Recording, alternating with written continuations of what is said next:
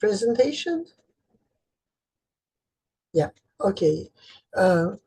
Thank you, Dragan, for introducing all details from for the budget.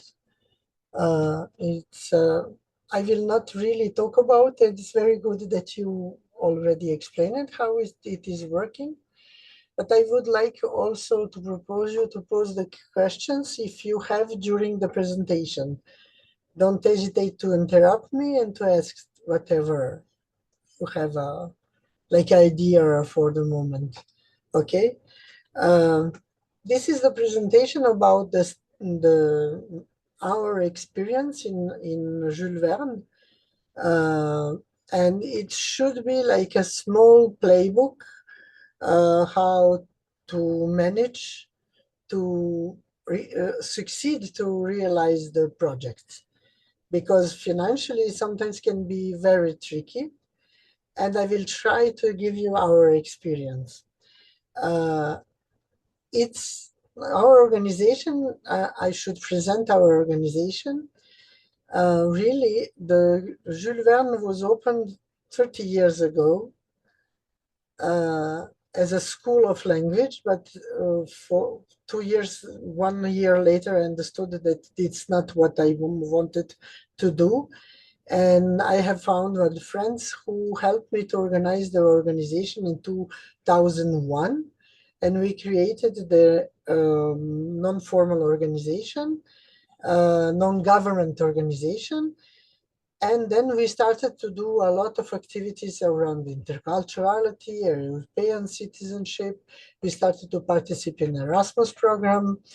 And and what we are doing also is linguistic and creative workshops with children in kindergarten and the French school that we kept also in our organization, and the local events in the community. Yeah, we are doing so many things in our organization that maybe is not a clear explanation now, but just to understand that we have 3 parts in our organization: a kindergarten, school of language, and a youth center. But we are all connected very much, and one couldn't exist with another one. Yeah. What is our hosting DNA? It's 3 core pillars. We were accredited in 2007. And since then, the first volunteers arrived in the January 2008, and a second one in February 2008. It means that we hosted almost more than 80 volunteers during all this period. What we like to propose to the volunteers, what is really important for us, it's to develop the independence of the volunteers, fostering autonomy with a supported framework. But the framework, it's not a cage, shouldn't be the cage. It should be just help how the volunteer can develop, and how the teachers, experimented teachers, can help the volunteers.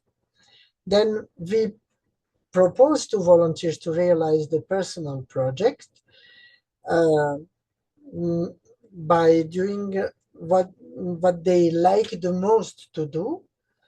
And sometimes it's not easy, but sometimes it's also helpful to have a SALTO, that during the trainings, the trainers are motivating the volunteers also to realize their personal projects.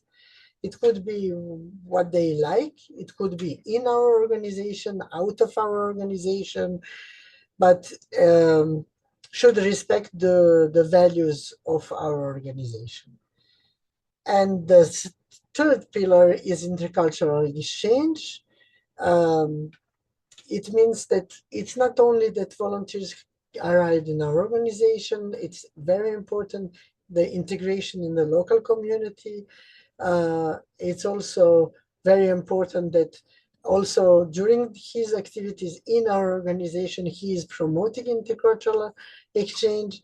Like during the classes, they are promoted the interculturals or cultural values of the volunteers country and everything. Yeah, this is for our organization. What we understood it's the best way to do when we host the volunteer regarding the finance part, it's to host more than one volunteer. Usually we host 4, sometimes 5 volunteers in our organization and help us to organize strategically strategically all work needed for the volunteers. If we host one volunteer, it's a kind of it could be very big risk for the homesick. It could be also very big risk for the cultural shocks or sensitive, or you have to have a one person to work one to one. But if you have more volunteers, it's much easier because you have operational efficiency. Like you share one apartment with a 5 or 6 capacity. It optimizes the rent and utilities. We can resource sharing, like a group Serbian language classes are for all volunteers. They are arriving at the same time. Also the orientation training and everything that we need to learn to the volunteers, how to work with the children, share our values, share our pedagogic values also. Yeah, then financial viability, it's combined the project's organizational cost to cover everything. It's easier when you have 4 persons than 1. And social support, instant peer support network, it's very, I remember my son when he was studying 1 year in France, he was saying that he was living in the building for the students, and there were 2 Serbian persons in this building, and he was saying, I was so eager to see them in the evening, to share my language, to speak on my language, to feel free to express myself as I can. It sometimes can be very helpful because they understand each other. Usually we have volunteers that are coming from France and they understand the differences of the culture, or they can help each other about everything. Sometimes it can be also tricky because it's not so differences like intercultural, but a few months ago we were talking between volunteers and me, and they said that they are lucky to be together, French people, because it's easy to survive the intercultural shock they are living in Serbia. Yeah, this group is saying that. Some other groups are saying differently, but yeah.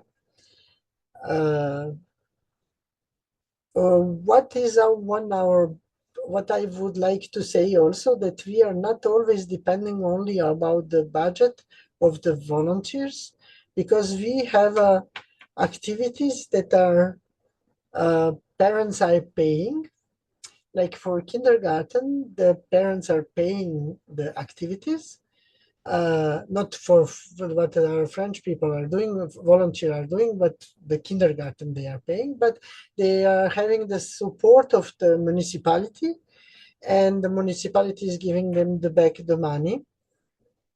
This is also one good buffer, that we have enough money to support the activity sometimes for the volunteers if the money is not arriving at the time, or 20% of the end of the project. We also have our financial buffer to help us to realize till the end the project. It's also very important because like this, we have a regular staff. We don't change the staff each project during each project, and they have salaries. I don't know, did I explain that? Because their activities are payable, those that permit us to have a staff who are here for a long time, and they know the projects, and they can be very helpful to the volunteers. They are very crucial for the mentoring. Yeah. As Dragan already said, if I remember well, the grant payments for the volunteers, we have a 80% of advanced money and 20% after the project. This is the case if you have a very good partner and the partner is knowing you. Sometimes the partners prefer to send you 40%, and if everything goes well, they send you another 40%, and then 20% after the end of the project. Yeah, that's it.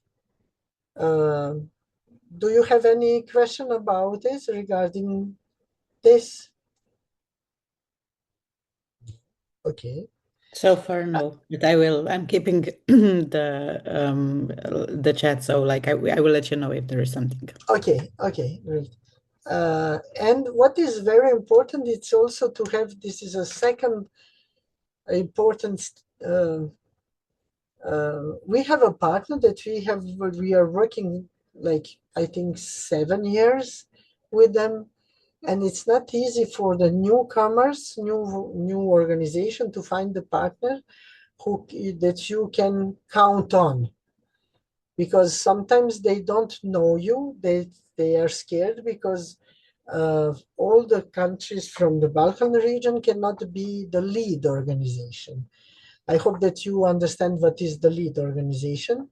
And it means that always the responsibility for the money is on the lead organization. If you don't have a confidential partner, he's a little bit scared to send you the money because they don't know you. And if something goes wrong, they will be responsible for it, not you. And that's why we like to have our long-term partners. But it's not always easy to find another long-term partners, especially lead organization.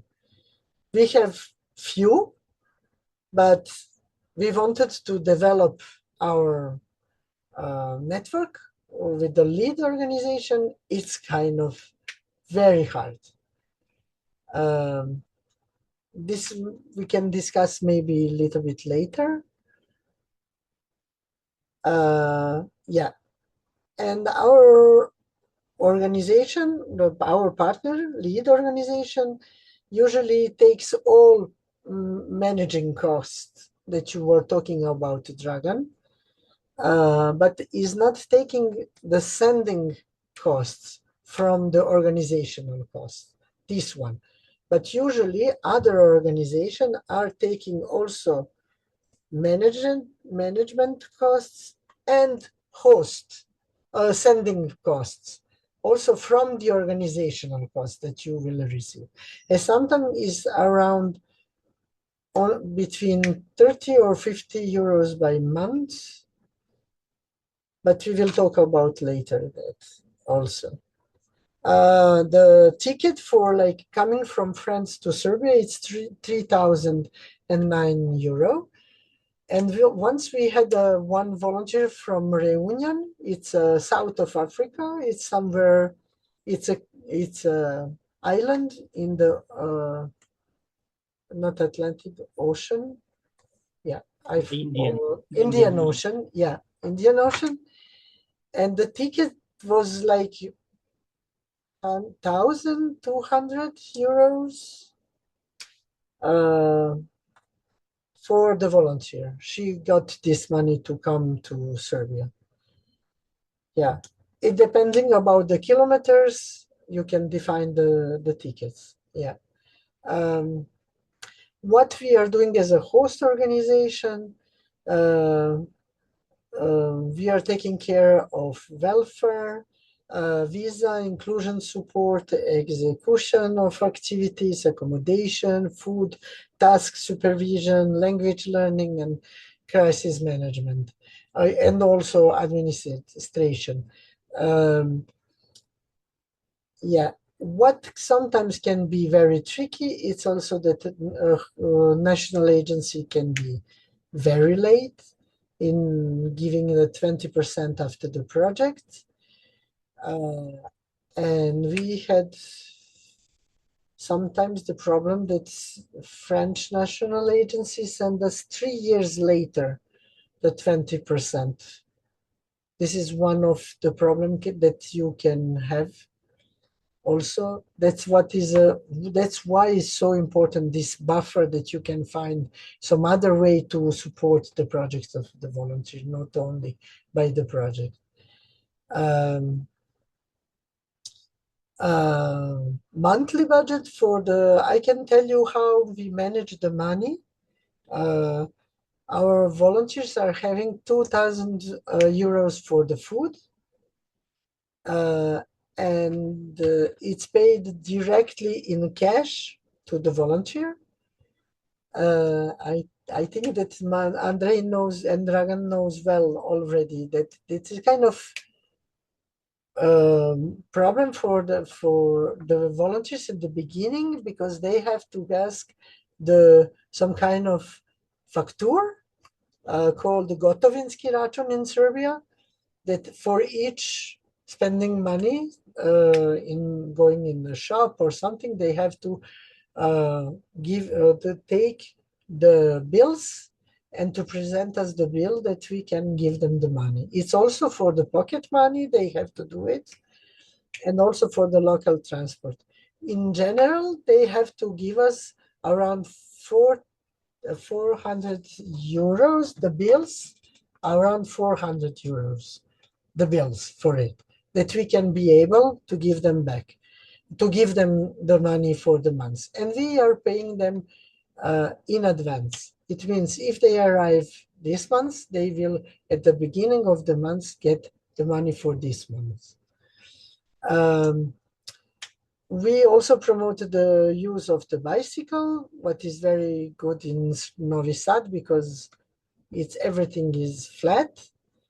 But anyway, we give them the money for the tickets for the bus. As you were talking, Dragan, about organizational costs, that is how 2,238 euros. Sending costs can be between 30 and 50. And the rest of the money is used for the flat, covering housing, utilities, staff time, and project materials. Yeah. Do you have any question regarding the factors or something? Can I just ask you, Jelena, because this sending costs, it doesn't exist as such in the budget. Yeah. Where does it come from? It comes from organizational costs. Sending organization, it means lead organization as a sending organization. Some of them are asking organizational costs and also sending costs.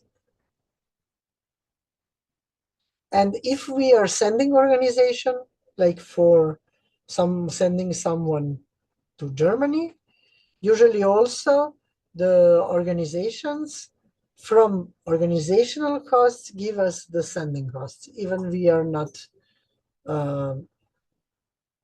lead in this case, just sending organization. Yeah, it depends about the negotiation between the partners. And as I said, our old partner is not taking this sending cost. It's only taking organizational costs. Yeah, risk management. We had sometimes some problems that the not the problems, but the organization who are hosting the volunteers sometimes can have some problems about you are taking some flat, and in this flat you are planning to host like 4 people, and then one volunteer decide to go home, and your budget is completely different now. And to help us a little bit, we decided to ask the 300 euros deposit from the volunteers that could be that could cover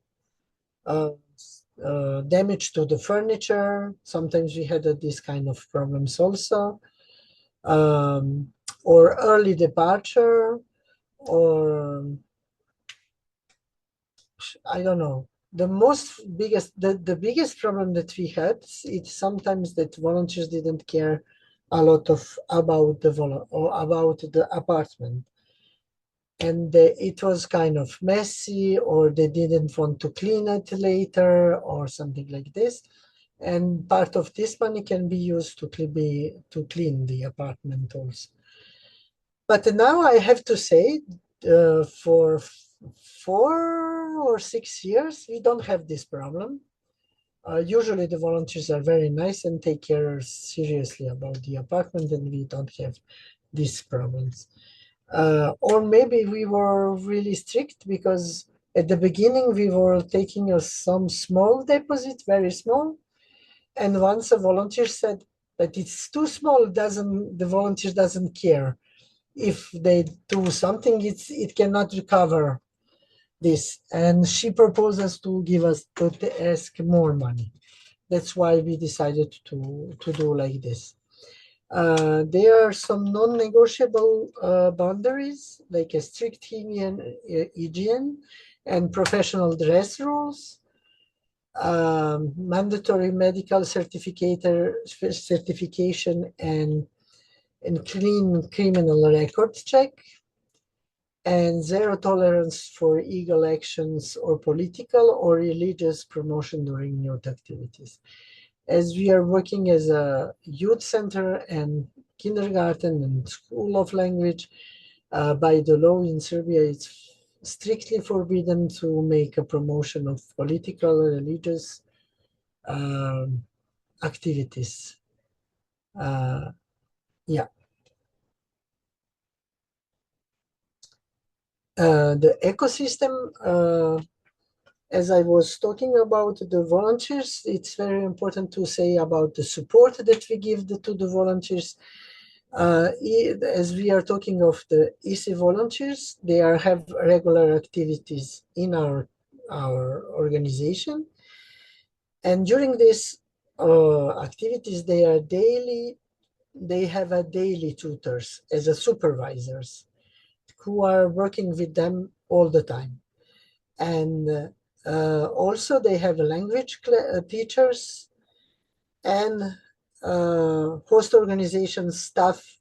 What is important, there is no one person taking care of everything in our host organization. One person is giving the money to the volunteers, another ones are working during the classes, another one is doing some evaluation with the written evaluation or personal evaluation or something. We try to spread activities with the more stuff that the volunteer can find the person who they like the most, who is one person personal. We try to create the personal. Sorry, I hope that I'm understandable. We try to create the personal connection with the volunteers. And that's why it's important to have more person that volunteers can choose which one is the suitable for him. One of the very important thing that's the youngsters that were members of our organization, or they have done before the volunteering projects, are often the mentors, external volunteers for the volunteers. This is like a bridge between the organization and the local community, because these volunteers knows very well our organization and they can help in cultural adaptation. Yeah, that's it. Okay. I have a question. Yeah. I'm Orieta from Albania. Thank you for your presentation, Jelena. My question is, maybe I skipped, and you have said it before, but I'm not clear. The mentor person that it's from your organization that take care of volunteers are paid by the European Solidarity Corps in the budget, or do they have a honorary or a lump sum for them, or how is organized from your experience? Usually we give the money for the volunteers, external volunteers, but it's not a big money. It's a money for the coffee to go with there. It's like between 20 and 50 euros by month for the external volunteers. But the staff who is working in our organization is already paid. That's why I was talking about the buffer. And they are already paid for those kind of activities. And we don't have to use the money from the organizational costs to pay the tutors who are working all day every day with the volunteers. Did I respond to your question? Yes, thank you. Okay. Thank you very much. No problem. Yeah. How we are working, it's like our volunteers are usually working between 30 and 35 hours during the week, and they have 13 direct activities with the children, 13 hours, 3 hours promotion of volunteering projects, 2 hours of Serbian language classes, and 17 hours for preparation of the creating materials, team meetings, and personal projects. I think that you know the expression for one child, there is we need whole village. Yeah, for one volunteer, we also need whole village. That's why I was talking about a lot of people in organization who are staff that should be supporting the volunteers.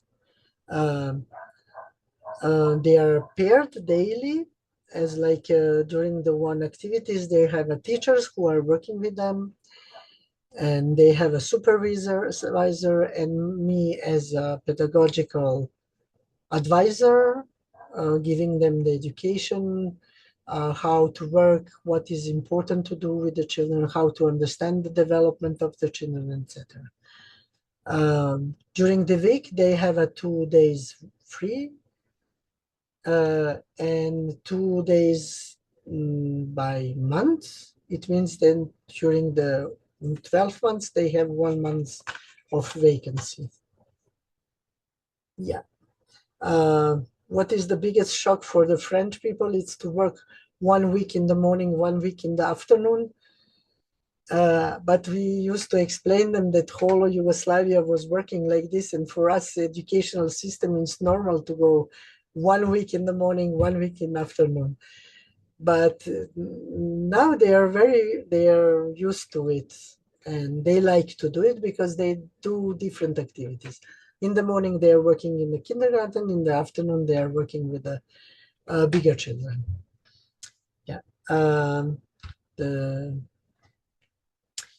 What I think is very also important, as I was talking about the partners, it's very important to do pre-arrival training. It's not a SALTO training or before national agency was doing some trainings, but now we are doing the pre-arrival training. And it's very important to share with the volunteers info pack. It doesn't mean info pack only that you have as a document from the program, but it's info pack, clear info pack what the volunteer will do and what are our expectation and the contract, what are the documents about visa, rules, city life, association hygiene, or conduct guidelines, everything we are doing before. And we created one training for them, talking about the youth pass and different things. What are the responsibilities of the volunteers and everything. Then structured synchronization, weekly team meetings are extremely important. Individual mentoring sessions, and end of the month flat inspection. Usually, when the volunteers come, we do the month flat inspection for 1 or 2 months, and then if everything is okay, we don't do anymore, because nobody likes that in our organization, and usually now it's working well. What I mean as an individual mentor session, it could be me as a pedagogical advisor to discuss individually with the volunteer when they finished written evaluation, or could be individual meetings with the external mentor to share the things that they wouldn't share with us. Training. As you know, all during the program the volunteers are obligated to have on arrival and midterm meeting. We, as a Serbian, we have a Serbian classes, language classes, and we have a pedagogical and intercultural education for the volunteers. This is very important. They feel more secure because they understand better what they are doing if we explain them as a small training of 1-2 hours. They understand better the situation, better the position or everything. Evaluation is not only the youth pass, but also regular evaluation during the project. We have our evaluation after 1 week, 2 weeks, 3 weeks, 1 month, 3 months, 6 months, and the evaluation for the end. At the beginning, evaluations are, as you see, more important because during 2 months, the volunteers are learning so many things. And then there is some kind of calm down, and they start to understand where they are, what they are doing, how it's going, and everything. And that's it. Clear expectation, preparation on everything. Ultimate goal is just about extra hands, and yeah, that's it. If you have any question.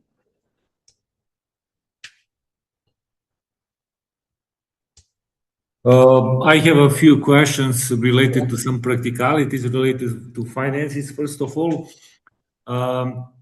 thing related to renting apartment. So I guess the proof that you rent apartment is some kind of contract, because usually if you rent apartment, it will be from some, private person who is not having a company. So basically he can give you the invoice. So the only proof is contract, and that is enough for the money costs as is a lump sum. Usually the partners are not asking that you should show them the facture for the apartment.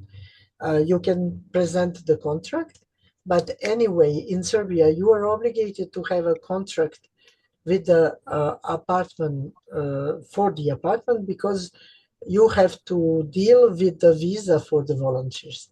You cannot have the visa without contract for the apartment and the address for the volunteer. They need to have a place of residence, basically. Yes. Okay. And also I have a question related to individual cost of volunteer. You mentioned that volunteers needs to provide all the bills and everything. So what is happening if he, missed something or forgot to take? Do you cut the budget from that, or what is the solution? What here, after the years of experience, we decided that each time when we go in the shop, we also take for us facture. And if the volunteers don't give us enough facture give him for the next month the payment, we put those factors. We help the volunteers because sometimes they cannot ask for the coffee. If they drink just the coffee for the 200 dinars, they cannot ask the bill for it. Especially Gotovinski račun, it's kind of complicated. Everybody in our association is trying to help them also by taking factures in the shop. Yeah, like this. And I also have a question related to allocation of the budget for like Serbia, I guess, for all the other countries that are right now, like Western Balkans. Organizational support is 29 euros per day. Yeah. So basically it's for 30-day month on average, so 817 euros. What is the percentage allocation usually? Allocation. In total, you have 817 euros. Yeah. How you allocate that money? Like 30% is usually on that, 20% is usually on that. I mean, from your experience, you know what I mean. I understand that you are a mathematician. Yeah. What I mean, I never thought like this. But it's like in Serbia, in Novi Sad, the apartments are so extremely expensive, and can be. It's not only that we are paying apartment, but it's also paying the info, or like how to say it in English, informatica. You know what is it? It's like a bill for the water, and everything. It can be also very expensive. I think it's more like 40-50%. And then goes on accommodation. Yeah. Because sometimes you have to buy a lot of things. They hair dryer, or repair the climatization, or buy the forks or spoons, or there are all the time some small costs, but usually between 40-50, I think so. Yeah, the biggest is the apartment. And also have a question related to food. I think you mentioned 200 euros per month for food. Per month for food. What is your experience related to that? Basically, do you give that money to volunteer, so he or she then organize what wants to eat, or you have some service? We have, in Novi Sad probably the same. Some restaurants who are offering, daily cheap menu, which is good. Some cooked food, some stews, which is usually good. So. Usually, it depends about the city. Depends how you manage. For us, we give them the 200 euros for the food. They have to prepare it by themselves. But it's not the only thing that we give them. If they are when they are working in the kindergarten, they can take a breakfast and snack in the kindergarten, and also in afternoon they take some snacks in Jules Verne. But the best thing, because the cultural shocks can be really related to the food, we prefer to give them the money and they can cook. We have some activities that we prepare, like we were talking about intercultural learning. The San Sava, it's a day of the schools. It's a Slava of the schools, and we prepare the activities for the volunteers with the traditional food and everything. And it's kind of nice, But if you eat only the Serbian food, sometimes you can have enough. Sometimes you want to eat your food in the way you cook, and that is, I think, important to give them also the occasion to prepare their food. And I have one last question. Sorry Don't for worry. bothering. Don't worry, I'm here for that. Yeah, I mean, I'm looking from our perspective. Basically, the Požarevac is a small city, is walkable, and probably the volunteer will not need to have bus tickets or transport. But we are considering the option to provide him some bicycle, maybe. So question is, because right now, of course, we are not having the bicycle in our organization. What are our solutions to provide a bicycle for the volunteer? Can be bicycle bought from organizational support Yes. or no? Yes, you can buy it. I think so. It's a lump sum. You can do. They don't ask you, but the most important is that the volunteer is okay with it. It's the most important is that you don't pressure the volunteer who doesn't like to drive the bicycle or who is scared or who don't know. We had this also, who was scared to drive the bicycle when they were small. They fell down, and I don't know why. Don't pressure them to do it. Yeah, of course. I mean, but also, I'm just considering the option. there is, I think, one information in program, but maybe Dragan and Andrei can correct me, or Maya. If you find the apartment near to your organization, they don't need more than 5 minutes of walk. You are not obligated to give them the money for the transport. I think so. You can check it, because before we only give the volunteer the bicycle to use it because they lived near to our organization. Now they live far away, and that's why we give them and the bicycle and the money.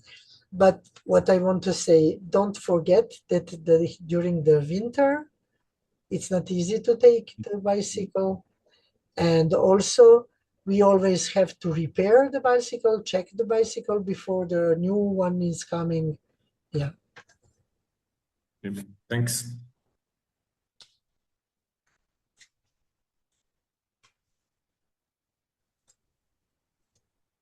Okay, do we have any questions?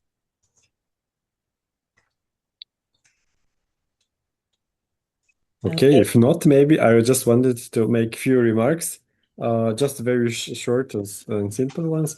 I guess relating to the local transport, I think the rule from the program guide is that the organization hosting needs to take care of suitable transport. So if you know what you said, Jelena is completely okay with the volunteer. And it makes sense, of course, for 5 minutes of walk, you don't need any specific vehicle, then it's completely okay. But it should be somehow communicated.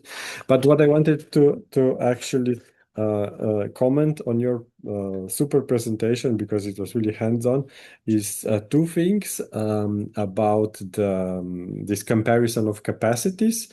I would like to add that it's really important, where you had this slide, 1 to 4 volunteers, to mention that organizations have to have capacities in terms of activities and in terms of support capacities, so people employed. So, of course, this is only possible with the organizations where they have also proven their capacities in the quality label. And then the other thing that I would also like to mention is this risk management somehow rules that you have put in place. I guess this, of course, comes from your rich experience. And I'm also happy to hear that what you said, that even if you have somehow introduced this security deposit, which I can imagine that was not really somehow welcome move for the volunteers or for the sending organization, but that this is in a way somehow the measure from your side that it's securing that the volunteers are responsible, and that it was also not used, you said, even for the last 5 or 6 years in the projects. Yeah. So this is just what I wanted to somehow add.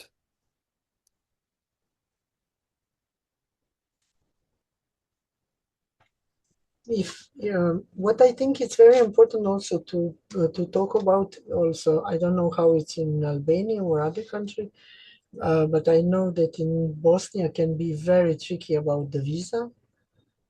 In Serbia, it's now a little bit more easier because we had a large population of Russians. They came.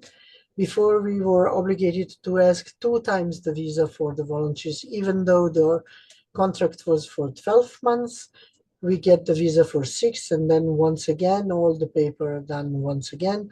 And now it's easier. We get 1 visa for a whole year, and it's great. Yeah, but it's a lot of paper to prepare. I would like to ask something. Mm-hmm. For example, we are thinking to have 2 different volunteers from 2 different countries. So now when we apply for those two different, after we get the quality labor, when we apply for the accommodation, how do we write it, or how do we give this kind of paper back that, for example, we take the money for both of the people to live in one apartment, but then or we should do 1 apartment for one and 1 apartment for another one? You can do it 1 apartment for 2 persons. That's what we are doing. And you just need a contract with the person, and that's it. Yeah. But as it is lump sum, it means your partners will not check the facture. They don't ask the facture. Some partners maybe will do, but you can present the contract and they will see the contract, the sum of or the how much do you pay the apartment. That's what we are doing. We are having 4 volunteers in 1 apartment, and it's much easier to do like this. It's cheaper. Of course, it's cheaper, but and then they have each other. But then I wanted to ask, because in our organization, even if somebody doesn't ask, we still want to be transparent, and we want to keep everything for ourselves. Of course, but you have a contract for it. Okay. You have anyway. For regulation for the visa, you have your contract and this kind of transparent document that you have to have for your accountability also. Yeah, because I was thinking that, for example, if the apartment in Kosovo, it's around 350 euro, and then you have 2 volunteers, but from 2 different organizations, you take the money for that one. And still, for example, you have 200 euro left. Do we need to use those money for the volunteer to buy something for them, or for the activities, or how do we spend those money? Is there any rule how to spend those left money? We usually use for the activities with the volunteers, with the children, or for material or other stuff, Okay, because even if the ESC doesn't ask, we still need to prove to the government for your that, accountability, for sure. Like what did you do with those money? Of course, we cannot withdraw them because it's a rule here. But it has to be used somewhere. Of course, maybe to buy a bicycle, it can be good, or like material. Repair the bicycle, or maybe buy something for the volunteer, like T-shirts, or I don't know, buy them some gifts, or buy the material to work with the children, or buy, I don't know, whatever. Okay, cool. Thank you so much. Just to also clarify on that, this also is to be used for overall support of the volunteer, which also includes task-related support and activities. And that's why Jelena also said that they are using part of this money also for the activities, because you can use it to cover materials, to cover costs for the activities, even part of the salaries of the people that are working, that are providing task-related support to the volunteers, to pay a mentor, for example. So it all goes in the same package, and these are all also direct costs to the volunteer. It's up to you how you manage. So if you find a cheaper apartment, then there is more funds available for the other parts of for the other costs. Yeah. If you are organizing some project in local community, you can print the material for this kind of activities. You can, I don't know, for the personal project, we had some volunteers who wanted to make some games, social games. We printed it, or some small books, and we printed it, and it depends, you know. Yeah, because I'm still new, so that's why for me it was problem. a bit confusing.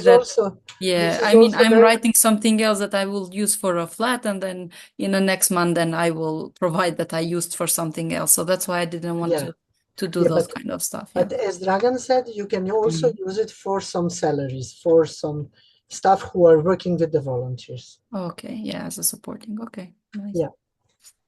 But anyway, even if your partners are not asking you all factors, for your contability in your country, you're obligated to have all clear papers, you know. Yes, of course, because here, like, NGOs are really like they get checked constantly, so that's why there are like some internal rules that we have to follow, even that ESC doesn't ask for that one. Yeah, it took me some time to pursue to my contability person who is doing our contability of organization, that she should do project contability. She was thinking that at first she can do it, it's go in, it's go out. I said, no, you have this project, and in this project you have to have put this factor. And took some time to explain her that we should do it like this. And like this, you can also put everything in the project and decide which factor is for which project. Not decide, write which factor is for which project.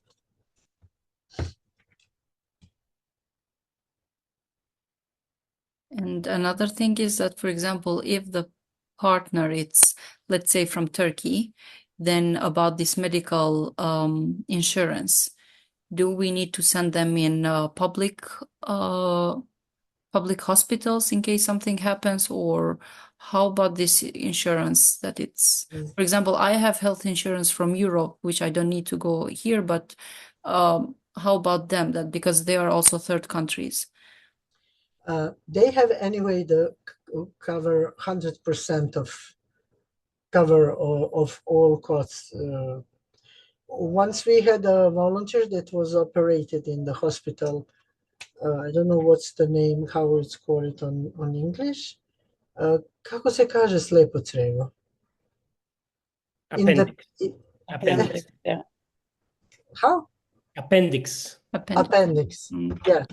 And it was covered by the insurance directly, because the sum, it was very high, and then our insurance is covering that.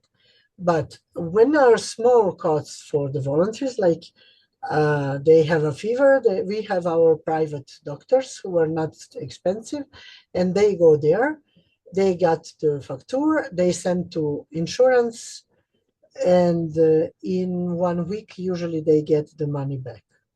That's it, how it's worked.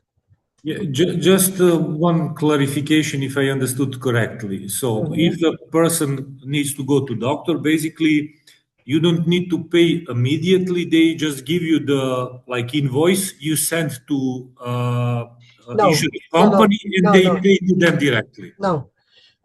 If it's the hospitalization, if it's a big cost, you have the volunteer has to contact, and you as organization, have to be support. You contact the insurance. They give you the permission to go to the hospital. The volunteer go to the hospital. As the factor is big, they will send it directly to the insurance. Okay, the volunteer doesn't have to pay anything, or organization. In the second case, when there's like a fever or virus or something like this, or I don't know, dentist, ophthalmologist, or something like this, we have a list of the private doctors, because in Serbia it's kind of difficult to go to the Public, state doctors, because they don't know how to accept you. They should make you pay, but they don't know how to do it, and usually we send the volunteers to the private doctor. And volunteers pay the bill. Usually it's max 20, 30 euros. And then they send the facture to the insurance, and the insurance bring them back the money. But these are small cases. And maybe just to add here, we are talking about obligatory insurance that all volunteers going to the project must have. And it's not any insurance, but it's HANER insurance. Yeah. Okay. Is this insurance like approved by ESC, or like it's private insurance? It's approved by ESC. Okay. Lead organization, like if you have a lead organization from Turkey, they have to, how to say it? Andrei, help me. To register the volunteer. Sorry? The supporting organization, the one who is sending the volunteer, for example, I don't know, to Jelena, is also taking care that the volunteer is supported in getting enrolled in this insurance, and before they go, because sometimes it can happen that a volunteer already is injured on the way to the project, or something happens there, and if that's why, it's very important that from the really early beginning of the project that the volunteer is insured. I think it's at least 1 week before start of the project that volunteers should be enrolled. And the insurance is starting when the project is starting, and is lasting 2 months more after the project.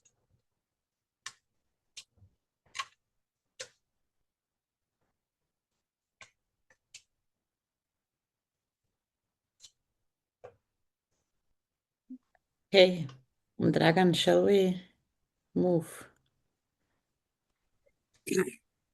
Yeah, thank you, Maya, and thank you very much, Jelena, actually, for opening not just the topic is connected to budget and how to manage the finances, but actually much broader, many different aspects connected to managing volunteering projects. So thanks a lot for speaking from your own experience. We really appreciate it. Is there anything you would like to add at the end, or?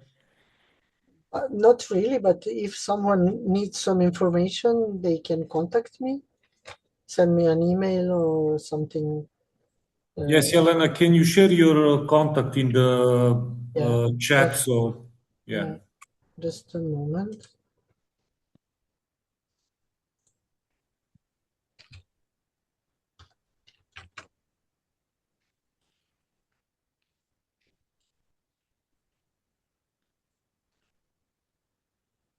This is my email, and if someone needs some information about something, do not hesitate to contact me. Perfect, thank you. In Serbia, there is also contact point, Svetlost. They also can give you some more information about the project, but we can give you the tips about practicality. Yeah. Exactly. Thanks for mentioning this, the contact points. Jelena, in each country, SALTO has a contact point that you can also turn to ask for more support or more clarification or anything that is needed. But you can also turn to organizations that you know that they are having experience, such as, for example, Jelena, or to me. So in this within this group of people, we will hopefully be able to find you the support that you need. Cool. Great. And now, actually, for the very end, we wanted to do an activity. However, there is not much time left. And also, not many of you stayed until the very end, thanks to those that are still here. But we wanted to see what are different ways in which you can manage the budget. Because what Jelena presented is one model, is one approach of sharing apartment and then providing for example, the food money for volunteers to cook by themselves. But then I think it was Milan who also opened the question of like, maybe you can arrange it in a restaurant and pay directly to them. So there are different models. And we wanted to have this kind of an exercise where your task would be to first check what is the budget available for your local community, imagining you are hosting a volunteer. And then I think we already said that this is 29 euros per day for all the countries in our region. And then what are some different ways in which you could provide, accommodation, food, and utilities, mentoring support, linguistic support, meals, everything else that should be provided to the volunteer. And then also thinking about like how to cover all of this when money is becoming available, all these risk and mitigation factors that also Jelena mentioned in her input. But since we don't have so much time and only I think four of you are here, maybe we can just open this question in case you would like to add different approaches. Maybe you know about different practice, maybe you have an idea about a different way to arrange the budget and to manage the budget. And maybe this is the time for also as a community to share between ourselves different ideas and different practices. I know that last year, Azbuki organization from Niš has hosted one volunteer, and then they find another solution how to manage with the budget. They even found a small hotel, not really hotel, but something like this, to host the volunteer, and everything was super. Everything was great. And what you were talking about, everybody can find another way to do it. It's not the best. I forgot to ask. One thing I forgot to ask. I'm in two different projects that there are like some different rules. For example, in one project that we have this Peace Corps volunteers from America, for example, they are not allowed to stay to sleep in living room. If there is apartment, then they are not allowed to sleep in living room, or they need to have like a room with separate rooms. So and they are not allowed to get mixed like girls and boys. It's just girls and just boys. Is there any rule in ESC that has to be like this? For example, when I was in Greece with a different project, we sleep 6 girls in one room. It was like a hostel. That's probably a short project, probably an exchange or something like that. It was a month. Okay, not so short. It was a month, but it was in Greece, so of course. But anyway, it's called short. Of course. Usually our volunteers, they have their own room. Okay. And that's it. I know that in somewhere we send the volunteers in Croatia. They have 2 rooms plus living room, and they hosting 3 volunteers, and 2 volunteers are sharing the one room, and one has his room.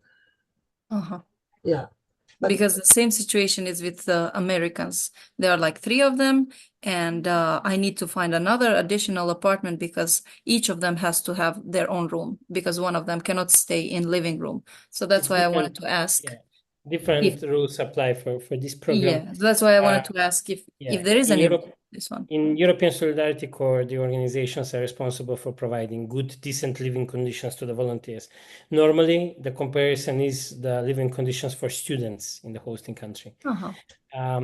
However, the recommendation, the unwritten rule would be that for longer term projects, especially for longer than 1 month or 2 months, it's recommended that the volunteers will have their own room.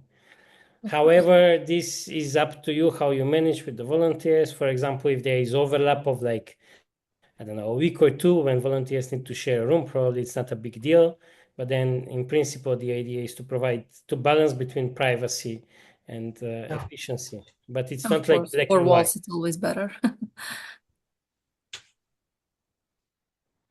Thank you so much. Maybe I can comment to the budget. I mean, we still don't have experience, but how I imagine it, and how we'll manage it probably is, of course, for start to have on paper the fixed amounts that you need to pay. So basically, rent apartment and accommodation and all the expenses related to that. Food allowance, and probably I would leave some small fund, maybe between 50 and 100 euro for unexpected things.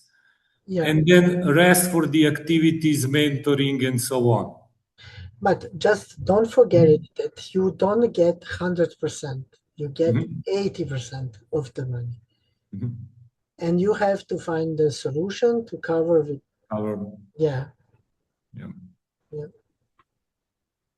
If I can share one example of an organization that I know from North Macedonia, when they were hosting volunteers, they would pay by invoice the food money to a local chain of supermarkets, and the volunteers were getting cards.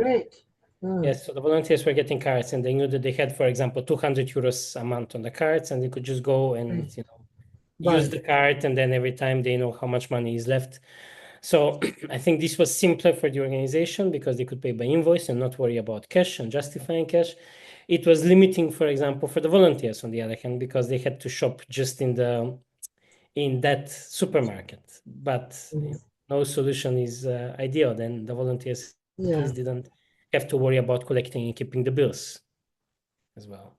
Thanks. This is really good advice, practical one. I think one thing that it's really important to take into consideration is as well that like for a lot of young people, this is the first time when they need to manage actually their finances, and it's a really big learning experience as well. So also I think it's good to take these kind of things into consideration to help them and support them in the process. Yeah, not to spend the all money in 1 week, you know. No, but this is also, it's a very like I did have experiences when I had a problem with like one like fairly young girl on the like short-term project where like I really needed to manage with her day like week by week because she didn't like in the start she couldn't handle the finances, but it's as well a learning experience for the organization. So it's good to I think what Jelena had in the presentation, this like over communicate, it's very much on point. So rather ask and like be there because a lot of things can happen. And what I would also add is that maybe you will start with one system and then it will turn out that for these volunteers it doesn't work, so you will have to change it.